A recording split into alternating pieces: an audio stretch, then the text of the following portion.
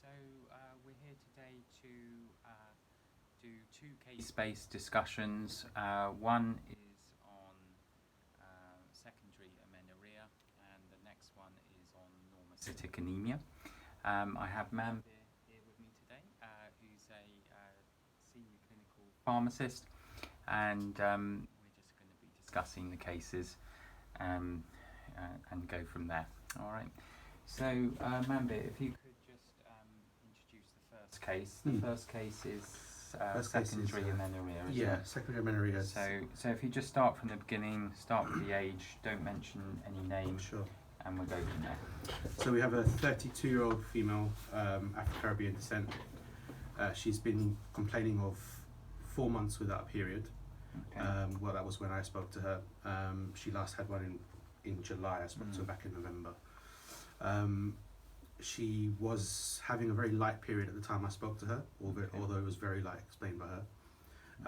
She was complaining of bloatedness, tender breasts, also some pain kind of in the pelvic/pubic area, and weirdly a right-sided chest pain, although she wasn't quite sure about that, where exactly it was coming from, but it was right-sided. She's got long-standing amenorrhea, Yes. which didn't seem to be managed to her content, and from the notes it was a bit unclear in terms of what the management was exactly. She's also got a history of PCOS, which is obviously quite relevant here. Pre-diabetic, she's slightly overweight, and she's got a history of vulval boils, as well as currently she's not pregnant. When I spoke to the patient, she was quite concerned about things like POI and POI? What did you mean by POI? Ovulatory insufficiency. So keep going. She felt as if maybe she wasn't receiving enough. She didn't have enough hormones in her blood, was what she said. Okay, so she's worried about some sort of hormone ovarian problem. Mm-hmm. Okay. And obviously early menopause was one of her concerns. The reason why I chose to want to discuss this case is because I felt as if it would be very easy to say, the lack of period was due to maybe her PCOS. Polycystic ovary syndrome, yeah. But I was concerned just because, what would I look out for? What things do I have to rule out? The pain and in the pubic area and the tenderness that she was explaining concerned me slightly. And also I just wanted to make sure that I was doing right by the patient and addressing all her concerns. Okay. So it was just that really, in terms of what to look out for, in terms of if I am looking for things like early menopause or kind of ovarian insufficiencies, what do I have to investigate, what do I have to look for? So I was a bit unsure, which is kind of why I picked this case. It's a bit of a gap in my knowledge, I think. Okay, all right. Okay, so the issues raised are information on sort of hormonal causes of delayed periods, and also just to try and alleviate her concerns. Okay, so let's start with causes of secondary amenorrhea, because I think that's the important thing. Generally, what I tend to do with trying to deal with any sort of causes of anything is I like to kind of fit in a special mnemonic. So it just makes you think of causes of any disease or problem. What I do is I use invited ICI manager. The invited ICI manager basically is something I've prepared earlier. So what I do is I start with I, which stands for infections, and then neoplasia stands for cancers. V is for vascular causes. I is for immune, like autoimmune causes. T stands for trauma. E stands for endocrine causes. D stands for drug causes. I stands for idiopathic, which basically means we don't know what's going on. Mm. C stands for congenital causes. I stands for iatrogenic, which basically means doctor causing. M stands for metabolic causes. Mm-hmm. And then anything else you can think of that doesn't link in with that. Mm-hmm. So with that in mind, what the sort of commonest causes of secondary amenorrhea that you know, Mm-hmm. which might fit in with that or something like that? So definitely endocrine causes. So things like thyroid function can cause it. Yes, so hypothyroidism can do it. Just looking through this list. So things like PCOS obviously can cause it too. Yeah, polycystic ovary syndrome. This is the big one for this case. Yeah, it's probably this for her, but in my experience, things like stress can cause it too. Yes, so yes, that's a big one. So stress, anorexia nervosa, severe weight loss. I think extra exercise, lots of exercise can do it. Olympic gymnasts get secondary amenorrhea just by doing loads of exercise. Okay, so you've got the main two, polycystic ovary syndrome, hormonal causes, stress, weight loss. So, okay, anything else which is common cause of making your periods delayed? It can be. Yeah, so I've come across patients who've got STIs or other kind of infections that would sometimes even patients who tend to get UTIs towards their end of their cycle have told me that their period's been slightly delayed too, and then they're worried about pregnancy and whatever else. Yeah, it's not really infections, it's more they kind of give you irregular periods. They don't tend to delay your periods, if that makes sense. Okay, keep going. So what about so infections not really here. What about cancers? Do you know any cancers that can stop your periods or delay them? Well, the obvious one would be like cervical cancer. Or would that bring it on earlier? I think that can give you irregular periods, post-coital bleeding, more irregular bleeding. Okay, so the main thing with any symptom is to think of the red flags and rule it out. So for secondary amenorrhea for cancers, it would be pituitary adenoma or ovarian tumours. Ovarian tumours rarely present with delayed periods, but they can do. I think one of the queens of England, I think Mary, had thought she was pregnant, and she ended up having an ovarian tumour.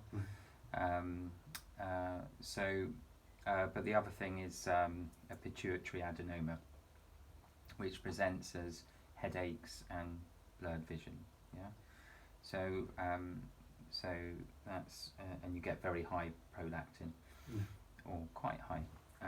So that's just something to think about. Okay, so is there anything else you can think of? Was that mnemonic? So remember, infection, neoplasia, vascular, immuno, trauma, any other endocrine or? Well, pregnancy. Pregnancy, yeah, that's a big one. So pregnancy, menopause, breastfeeding, yeah? All those ones are natural ways of periods going absent. Okay, anything else you can think of? Hormonal?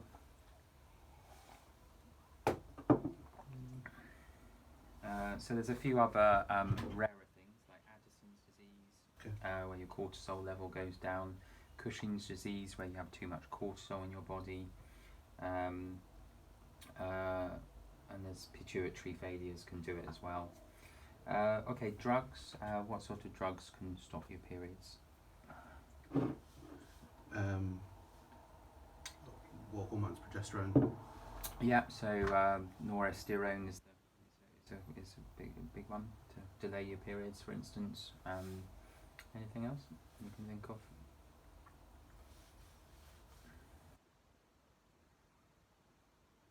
Anything that can raise your prolactin in drugs? Antipsychotics. Yeah, very good. So antipsychotics, any antipsychotic potentially can do it. And then metoclopramide can do it, and then contraception as well. Okay, so that's drugs, and then congenital causes. There is a condition called congenital adrenal hyperplasia, which is more of a congenital cause, where you can get mixed sex at birth, ambiguous genitalia. Okay. So that can make your periods be strange. It can delay your periods, Okay. your menarche. So when your periods start, it's usually 12, 13 for women, but it can be delayed. So you have to think of that. And then a iatrogenic cause. How can doctors get rid of your periods apart from drugs? Anything else you can think of? What, surgery? Brilliant. Whipping out the womb. Yes, very good.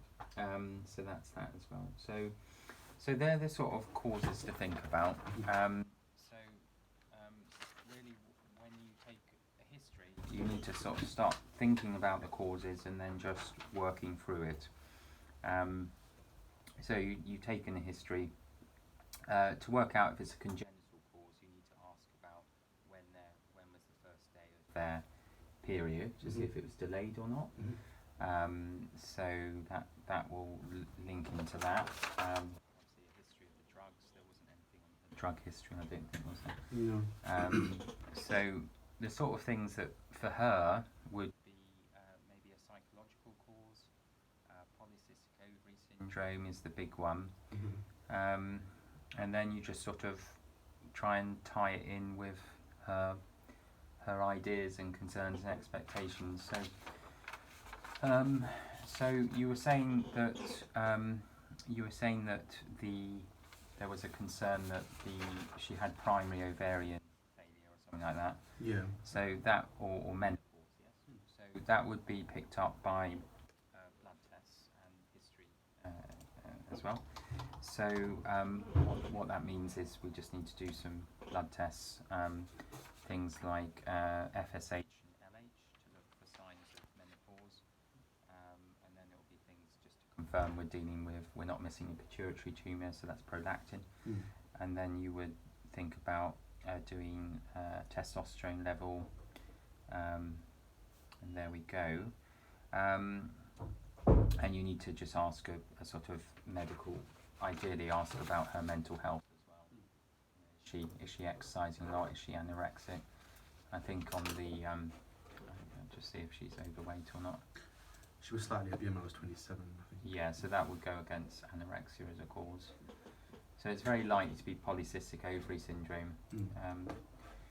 Okay, so that's that bit. So and moving forward.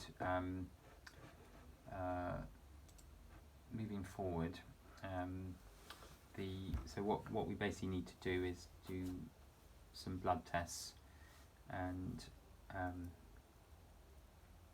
then review from there, I would say, and just get a bit more history. Okay, so with that in mind, how do you think you did well in that case? I think what went well was my main thing was around kind of trying to alleviate her concerns. Now, obviously, she's young and she was concerned about things that maybe would have been low down on the list of differentials in terms of what I was thinking at the time. So it was kind of getting her to match what I was thinking too. And I think I did relatively well. She felt as if it was kind of the first time that somebody actually listened to her concerns, which was nice to hear from her. It was good feedback from the patient at the time as well, so it kind of gave me the confidence to carry on. I felt as if I worked within my competency at the time, so I felt I didn't kind of overstep the mark too much in terms of trying to take risks and things.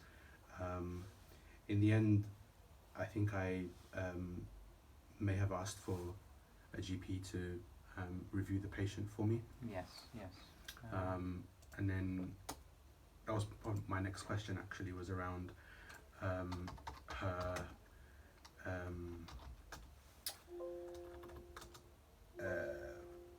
there was talk of doing a ultrasound. Yes, so what happened, she saw another GP, and the GP wanted to give some medroxyprogesterone to I think it's to stop the period, and then she wanted an ultrasound scan, which we're still awaiting. So that's how it's worked out. So I think really you just have to. For me, I would have done blood tests and just, what you did well was you asked about her ideas, concerns, and expectations, and you made it clear that she was worried about menopause or ovarian failure. So that can be just be dealt with by the story and the blood tests. So she hasn't been spoken about since November. She's probably just waiting for a scan. So is this to rule out endometriosis and things? So that will basically rule out an ovarian tumour, I suppose. She's probably worried about any cancers or anything, but she's looking through the notes. She's had several scans over the last 5-10 years, which have shown polycystic ovary syndrome. So what I would do, going forward, I would just give her a ring, just ask about her mental health, whether it's headache or blurred vision, to do the mental state, to rule out prolactinoma, do some bloods, including the ones that I talked about, and just go from there. Just ask about the right-sided pain. She hasn't mentioned it since to the doctor, so that might be just a temporary thing. But endometriosis presents as painful periods, chronic pelvic pain, painful sex, and usually they have a normal scan. So it's just something to think about there as well.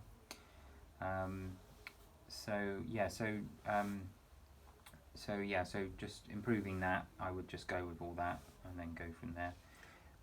So what are you going to take forward from this case study as a learning point? Definitely what you've showed me around identifying causes and building that into your consultation. So invited ICI manager, just try and use that if you're stuck a bit. Also, what I like is this book here. I recommend Symptom Sorter, and this is an excellent book. It's by someone called Keith Hopcroft, and it basically what's so good is it just gives you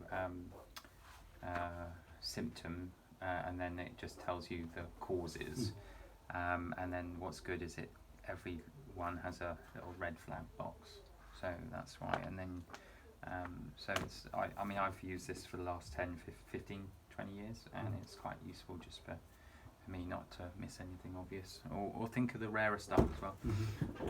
So there we go. Okay, great, so that's your learning. Okay, so let's we've got 12 minutes left, so let's just deal with the second one. This is the case on someone with normocytic anemia, so if you just tell me that one. Yeah, so it was a 48-year-old male, I believe. No, I've got that age wrong, I'm not sure. Okay, good. He had presented with, after a blood test, so I received his blood results basically. He had a low neutrophil, low lymphocyte count, and a raised B12. Okay. I believe he was sent for a blood film before it came to me, which came back normal. PSA was normal, and there's no apparent kind of malignancy concerns. The reason I wanted to discuss this is because I'm kind of comfortable with most types of anemias, but I wanted to know around what's the significance of the raised B12. Okay. I don't believe he was supplementing. Ethnic variations around FBCs. So this gentleman's ethnic background is Is he African? He's African, yeah. Yeah, So okay. I read somewhere that might be one of the reasons why he might have a continual low neutrophil lymphocyte count, although I might be wrong with that. Did he have a continual base I think it lymphocyte? was kind of lowish. Okay, so Yeah. looking at so it's important always to look at the trends. Mm. I'm sure you do this. So looking at this, he's had a normocytic anemia, Mhm. which is from February 2021. Mm. So it can't be a congenital cause. It has to be a newly acquired normocytic anemia.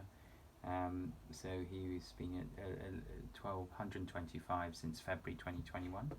And then he's also got low lymphocytes, 1.06, but again this is a newly acquired one, you can see from October. Mhm. And then he's low in neutrophils at 1.77, and it's a newly acquired. Mm. So, and then the B12 being high at 892, you can see he's always had Mm. high vitamin B12. Mm. Okay, so I will interpret the results a bit more in detail, but so you did a phone call. You phoned him, did you? Or Yeah, did you see him? I Here we are. phoned him. I informed him that his blood film was normal, and as per the guidelines, it's to just obviously reassess the FBC just to see if it's normalising. He did explain that he did have an episode of some ulcers in his mouth, so I was wondering if that had something to do with the FBC results. But you know, his thyroid function is fine, his liver function is fine. You know, we weren't really concerned about anything much else, to be honest. It just felt a bit kind of incomplete when I finished the consultation. I just it didn't sit right with me in terms of, should I be checking something else, or am I missing something here? Which was my main kind of concern. Like I said, we deal with FBCs kind of regularly, but this one, I don't know, it just felt a bit different to me. Okay. So generally with history of anemias, just ask about shortness of breath, tiredness, diet, and then just sort of things like ask about tummy pain. Again, you just have to kind of think about the causes of the problem and then work through that on the story. So for normocytic anemia, it's basically long-standing chronic disease is the main ones. Inflammation, causes of inflammation, and cancers you need to think about, and hemolysis, causes of blood breaking down. So with that in mind, when someone has a normocytic anemia, what's your thoughts on causes? I kind of mentioned them already, but what are the sort of causes that are common, the most common causes of anemia and chronic disease that you know of? So you mentioned about hemolysis, but blood Yeah. loss is another one. So if patients had trauma or an injury, we're talking about a man. But So blood loss is more likely to be a sort of microcytic anemia. oh, so we're talking about So we're just on normocytic anemia. So hemolysis, it will be a history of probably congenital, maybe a bit of tiredness and jaundice, but it will be a giveaway on the blood tests. There will be a sort of bilirubin rise. The reticulocytes will be up. You do have to ask about haptoglobulin, which goes down, but you have to ask for these things if you're thinking of hemolysis, but it's generally rare. So the main things of anemia chronic disease, do you know main causes of anemia chronic disease? A long-standing cancer. Yeah, I mean cancers are, so that would be things like myeloma, leukemias, is the main ones. So what I'm after is for chronic kidney disease, probably the most common is chronic renal failure. Right. So you need to check their kidney function, which has been done. I've looked at these tests and pretty well most of them have been thought of, but not all. So basically things like rheumatoid arthritis, lupus, chronic kidney disease, chronic liver disease, hypothyroidism can give you normal as well as high MCV with anaemia, polymyalgia rheumatica as well. Generally that really. So looking at the history, his past medical history, we haven't got much on. We've got benign prostatic hypertrophy, we've got arthritis in the knee, right-sided.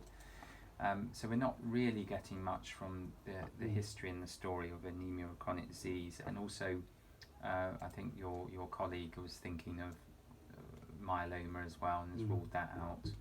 And also did a PSA to make prostate cancer a lot less likely. So with this story, cancers is pretty well ruled out now. So I wouldn't be too concerned. And he's last been reviewed, I think in November, and was asked to repeat the blood test, which is great. And I like the way how you did that. You were going to plan to repeat it. So if anything is changing, you will pick it up really if there's anything on that.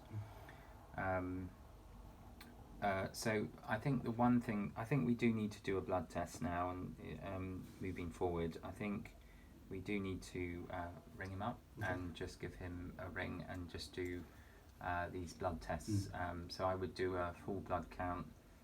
I would repeat the haematemics, B12, folate, and iron studies. I wouldn't do a ferritin because ferritin can be falsely, what can I say? It can be quite difficult to interpret ferritin for iron deficiency. Why is that? Why is ferritin difficult to interpret with iron deficiency? Has anyone told you that one? No. So ferritin's a bit annoying because it can be up when you have any acute phase inflammation. So you can see ferritins up with chronic inflammation, for instance. So if someone's iron deficient, then their ferritin can be falsely up. So to get out of this this issue, you need to request iron studies if you think there's some sort of inflammation going on in the body, and in that way you won't miss a true iron deficiency. So I would recommend iron studies, not a ferritin, a B12 and a folate.